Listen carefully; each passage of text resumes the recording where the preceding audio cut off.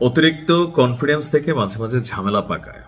বাংলা একটা কথা আছে যে অতিবার বেরোনা ঝরে পড়ে যাবে। এই আগামী ত্রয়োদশ জাতীয় সংসদ নির্বাচনকে কেন্দ্র করে বিএনপি এবং জামাতের মধ্যে যে প্রতিযোগিতা চলছে, এর মাঝখানে জামাত অনেক দিকে অনেক ভালো কাজ করছে, আমরা প্রশংসাও করছি। কিন্তু কিছু কিছু জামাতের নেতা আছেন যারা মনোনয়ন পেয়েছেন, তাদের কর্মকাণ্ড দেখলে মানুষের মধ্যে একটা ভয় তৈরি হয় যে জামাত ক্ষমতায় গেলে আসলে এই মানুষগুলোকে কিভাবে ব্যালেন্স করবে। কারণ যখন আমরা দেখি খোদ সেনাবাহিনীর সাথে এই ধরনের বাক্য বিনিময়, তখন মনে হয় ডাক্তার শফিক সাহেব বা দলটির এক শ্রেণীর নেতারা যখন জামাতকে মানুষের কাছে গ্রহণযোগ্যতা দেওয়ার চেষ্টা করছেন, তো কিছু কিছু এমপি প্রার্থী যারা আছেন তাদের আচার আচরণে মনে হয় যে তারা যদি ক্ষমতায় যায় ধরাকে সরা জ্ঞান করবে। আমার মনে হয় এটার জন্য ক্ষমা চাওয়া উচিত। কথা বলছি বিএনপির সাথে, মানে জনাব তারেক রহমানের সাথে ঢাকা 17 আসন থেকে যিনি নির্বাচনী প্রতিদ্বন্দ্বী আছেন, এই মুহূর্তে খুবই আলোচিত আসম খালিদুজ্জামান। মানে টোটালি ভিন্ন জামাতের নেতাকর্মীরা যেভাবে প্রচার প্রচারণা চালান, ওনার বডিগার্ড, ওনার লাইফস্টাইল, টাকা পয়সা আছে হয়তো, কিন্তু সেনাবাহিনীর সাথে গিয়ে আজকে যে আচরণ করেছে এটা কোনোভাবেই আসলে মানার মতন বিষয় না। বলছিলেন ঘটনার প্রেক্ষাপটটা হচ্ছে ক্যান্টনমেন্টে তিনি হয়তো কোনো একটা কাজে গিয়েছেন, তো ক্যান্টনমেন্ট এলাকায় প্রবেশের একটা নিয়ম আছে। এখন আপনি যেই হন আপনাকে সেই নিয়ম মানতে হবে, কিন্তু না, নিয়ম মানতে নারাজ। উল্টো শোনালেন কি, 5ই আগস্টের পর এরকম কত সেনাবাহিনীর অফিসাররা পায়ে ধরে নাকি পড়া ছিল, সার বলে নাকি দম দিছে। এগুলা হচ্ছে ওয়ান কাইন্ড অফ অধ্যত্বপূর্ণ কথাবার্তা। এগুলা হচ্ছে জামাতের যে গ্রহণযোগ্যতা মানুষের কাছে, সেইটাকে নেগেটিভিটি নেওয়া। এইটা হচ্ছে ওই কাণ্ড যেটা নিয়ে মানুষ জামাতকে অনেক ক্ষেত্রে ভয় পায় যে সেনাবাহিনীর সাথে আসলে জামাতের আচরণটা কি হবে। তো এরকম বক্তব্য কোথাও না কোথাও কাম্য না।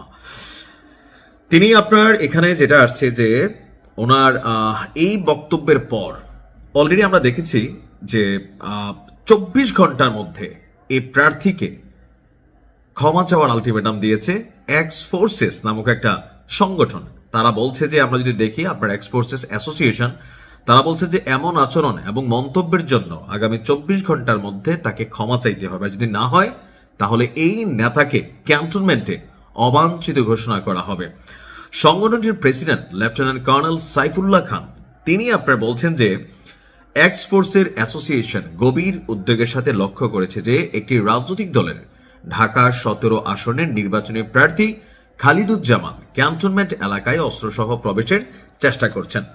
উক্ত প্রার্থী ক্যান্টনমেন্টে প্রবেশকালে দায়িত্বপ্রাপ্ত নিরাপত্তা সদস্যরা অস্ত্রসহ প্রবেশে বাধা দিলে সেখান থেকে তার অধ্যত্বপূর্ণ আচরণ এবং সেনা সদস্যদের উদ্দেশ্যে কুরুচিপূর্ণ এবং অবমাননাকর মন্তব্য দিয়েছেন। এই ধরনের বক্তব্য এবং আচরণ সামরিক বাহিনীর মনোবল, মর্যাদা, রাষ্ট্রীয় শৃঙ্খলার উপর সরাসরি আঘাত। এক্স ফোর্সেস অ্যাসোসিয়েশন এই ঘটনার তীব্র নিন্দা জানায়।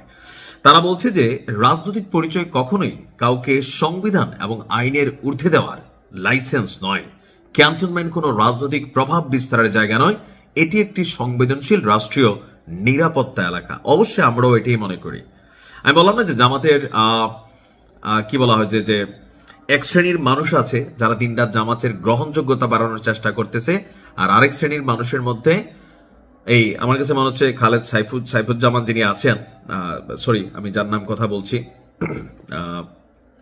খালিদুজ্জামান, তো উনি ওনার আচার আচরণ অ্যাটিটিউড অনেকটা মনে হয় যে মাফিয়া বস, বা থাকে না হিন্দি সিনেমাতে ভাই আসসালামু আলাইকুম, মানে ওই টাইপের কিছুটা ভাইবাস ওনার মধ্যে। তো শুধুমাত্র ক্ষমা চাইলেই কি অন্তর থেকে বিষয়টা সরে যাওয়ার বিষয় না। আমার মনে হয় যে 53 বছরের ইতিহাসে জামাতের জন্য এত পজিটিভ ফিল তৈরি হয় নাই। তবে খালিদুজ্জামানের মতো লোকরা একটা বার্তা দিচ্ছে যে ওনারা ক্ষমতায় গেলে আসলে এই সেনাবাহিনীর সাথে ওনারা কি করবেন, এটা মানুষের মধ্যে কিন্তু আজকের এই ঘটনা একটা পারসেপশন তৈরি হয়েছে।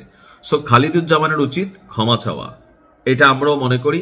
দিন শেষে রাষ্ট্রীয় বাহিনী হিসেবে সেনাবাহিনী বা আমাদের যেই প্রাণের বাহিনী আছেন সেনাবাহিনী, তাদের সাথে ভাই যে যাই করেন এটা আমরা মানতে পারবো না। তবে ওনাদের একটা অভিযোগ আছে যে আপনার সেনাবাহিনী বেসিক্যালি বিএনপি পন্থী বা বিএনপিকে সাপোর্ট করতেছে, এরকম নানান মন্তব্য তিনি দিচ্ছিলেন। সেই জন্য হয়তো তিনি তার হোশ হারাই ফেলছিলেন। বাট জোশে আসা হোশ হারাইলে কপালে দুর্গতি লাগবে। ভালো থাকুন। আসসালামু আলাইকুম।